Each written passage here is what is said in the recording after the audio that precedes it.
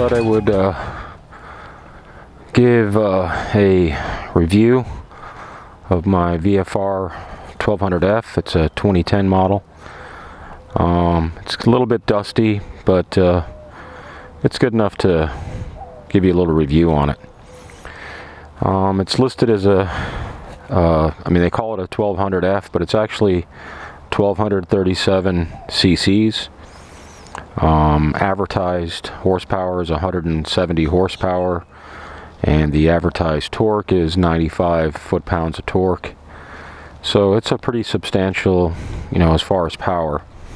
It's a shaft drive bike.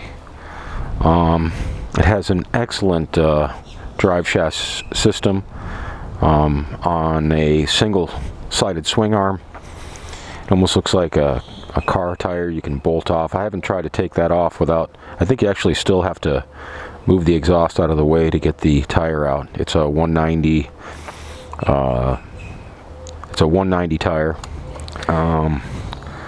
I have right now 25,621 miles. Boy, my mirrors are dirty. I put like over 200 miles on it yesterday, so it's kind of dusty from being on the road. But I've heard people, I've read online where people have gone 100,000 miles on these with no real issues with the engine or transmission, but ironically having some issues with the drive shaft. There was a drive shaft recall, a factory recall on the drive shaft. I don't know exactly what was wrong with it, but it's been taken care of on this bike. Most of the reports I've seen, quarter miles in the low 10-second range, in the mid 130s.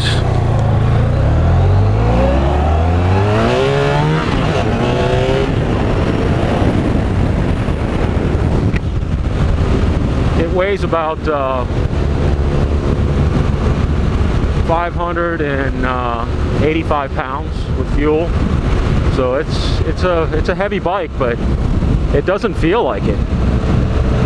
I've sat on Boosas, I've sat on ZX14Rs, and it feels, when you're sitting on it, it feels like much lighter than those bikes. And the tank is very narrow.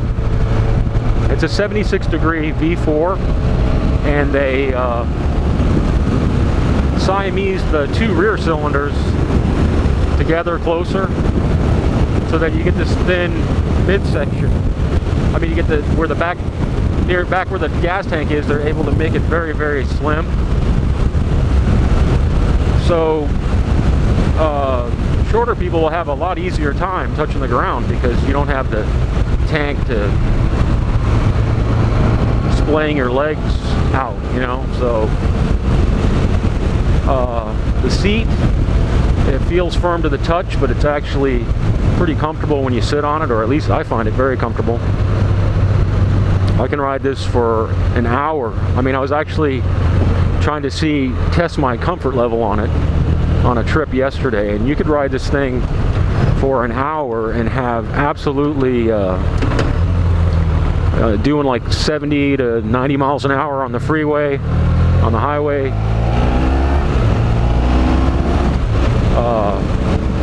Just almost zero fatigue.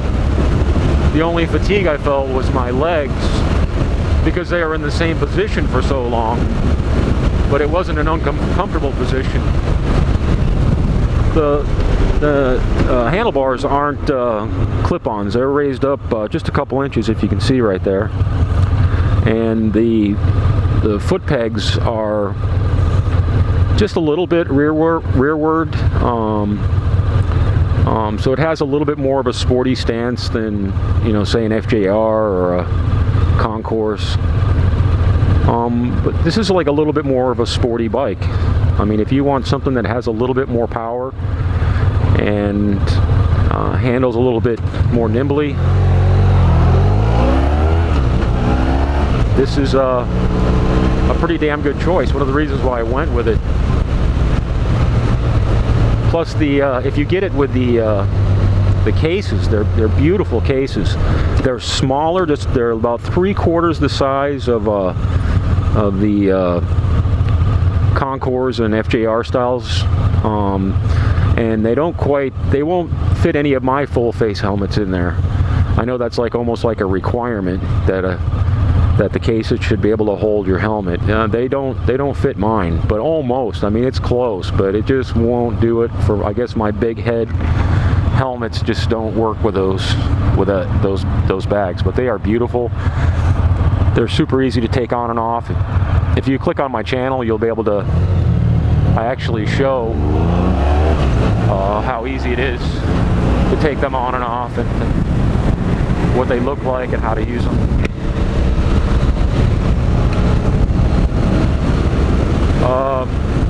When you're getting on the gas, there's a lot of torque for a sport bike. When you hit around, I mean anywhere like right off idle, there's a lot of torque compared to probably any bike you've ever ridden, other than like a cruiser or something like that. But as far as sport bikes go, 4-cylinder, most bikes that you've ridden, and I mean you can ride around and accelerate without ever even hitting 4,000 RPM. But when you do hit 4,000 RPM, the power starts to build gradually all the way up to its red line. People talk about like a dead spot in there. It could maybe, but it's too subtle for me to know. But some people are a lot better at feeling those kind of things than me. But I never really felt it or noticed it. I just felt a progressive increase in power and torque as the RPMs go up. But it just seems like they really tuned this engine to have torque at the low end and then also build up. I don't know how they do that. It doesn't have variable timing like the Vfr1200, and it doesn't have quite the same kind of camshaft design. In fact, the camshaft design is pretty simple the way they do it on this. It's almost, I've worked on plenty of cars, that's what I do for a living. It looks like a car. It has adjustable set screws over the top of the camshaft that you can adjust very easily once you get access to it. It doesn't have shims or anything like that. It's not as sophisticated actually than the Vfr800, but one of the things that's really cool about it as well is that this 1200 engine is smaller physically and lighter than the Vfr800. It feels the rev limiter stops at about 10,500. It really feels like they should have just upped that a little bit to like 11,000, because it still pulls strongly up to that point. Yeah, you're gonna get cut off. I don't get mad anymore. It's just it's a fact of riding a motorcycle. But anyways,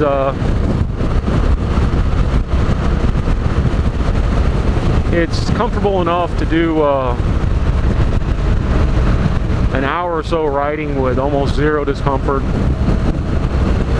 I have found myself. Some people, the riding position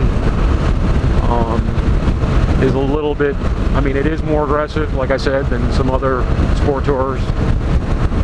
But I think it's, for me, it just seems like it's perfect. I need a little bit more of a sport bike than I do a touring bike. But it's nice to know I can take this, you know, for a couple hundred miles and not be wore out.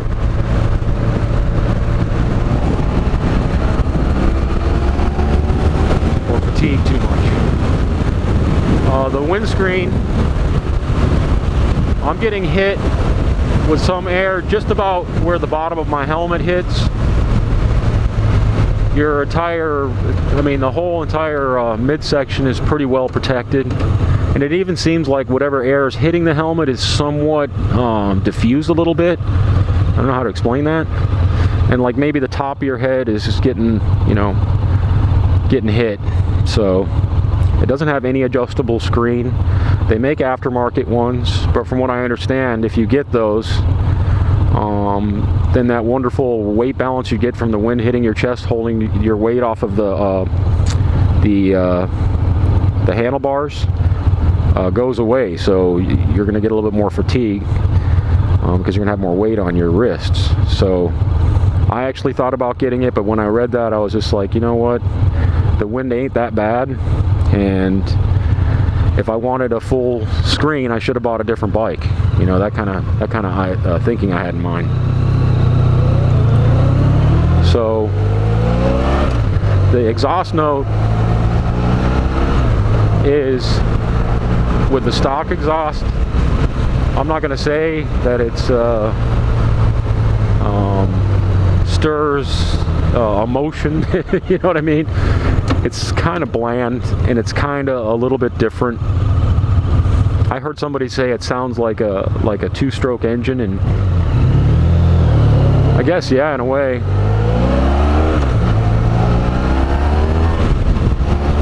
It really pulls nicely. When I'm doing that, I'm having to kind of hold on, pushing me back in the seat, just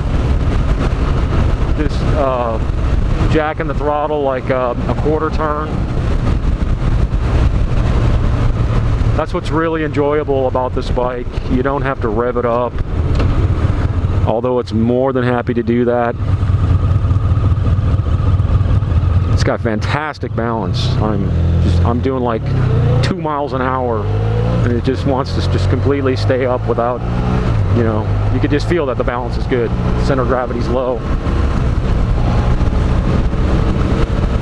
But for a 585 pound bike, this thing feels way more nimble than it should.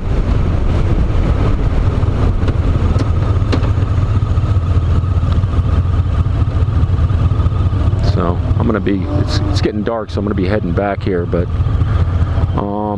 as far as instrumentation, it's got a fuel gauge, it's got a temperature gauge right here, it's got odometer, and oh man, I'm gonna do what this guy's doing.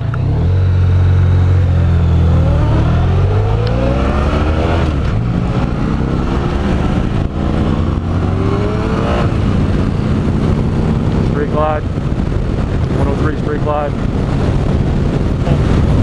Or pass somebody and you don't want to change a gear, you can definitely do that.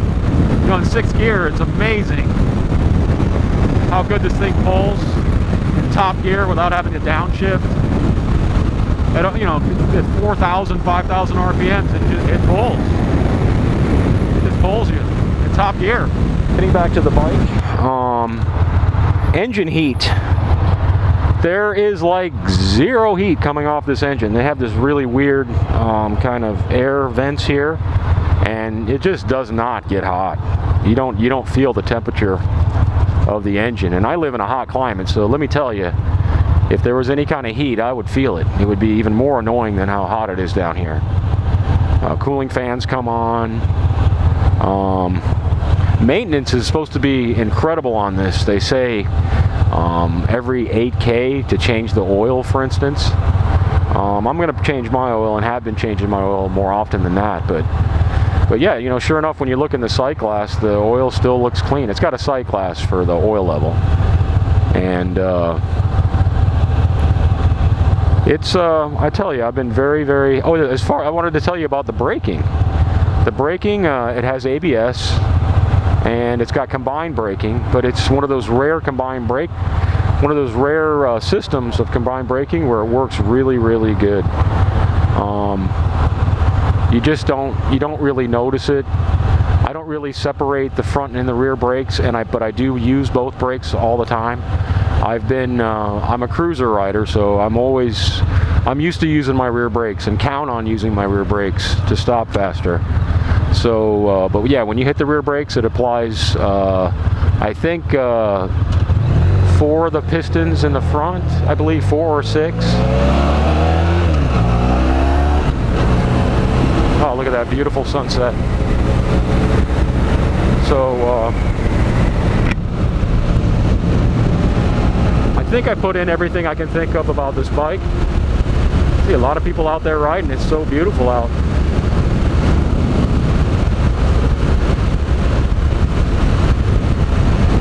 I'm gonna go just a couple more blocks to see if I can think of anything else.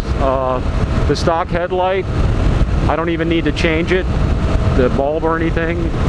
They got that huge and beautiful like crystallized lens in the front, and the lighting is excellent for standard bulbs. I'm not looking to even upgrade it.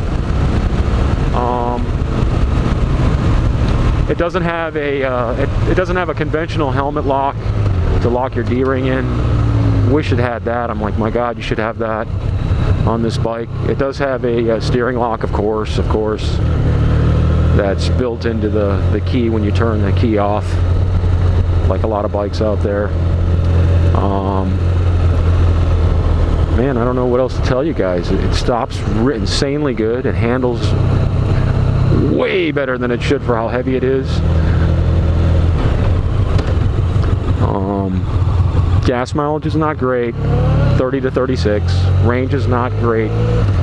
You better just say to yourself 125, 130 miles so that you don't get close to running out of gas. I've run this thing out of gas. However, I didn't measure how many miles I went. I should have, to see how much it was till it actually ran out of fuel. But that varies anyways between, whatever your riding conditions are. The mirrors are excellent mirrors. Recap everything. The Vfr1200f is really a bike that can take the place of two bikes. It leans more to the sport end of the sport touring world, and it doesn't do everything perfect either as a sport bike or a sport tourer, but there's very few flaws in either aspect. It's a great compromise. It's a great bike. I've enjoyed it immensely and have probably saved a lot of money. So instead of buying a strictly sport bike or say an FJR or a Concours, I can kind of wrap both bikes up into one. It's a super reliable bike. Like I've said, people have gone 100,000 miles on these.